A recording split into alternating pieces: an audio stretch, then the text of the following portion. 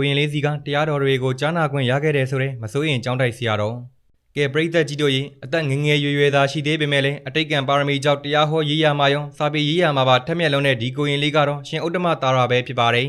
ကိုရင်လေးဟာဒီနှစ်ထဲမှာအသက်15နှစ်ဆိုတဲ့ကာလကိုရောက်လာခဲ့ပြီဖြစ်ပေမဲ့လည်းပိဋကတ်3ပုံကိုအကုံဆောင်နိုင်ဖို့အတွက်အာကျုမန္တသင်ယူနေခဲ့ပြီပဲဖြစ်ပါတယ်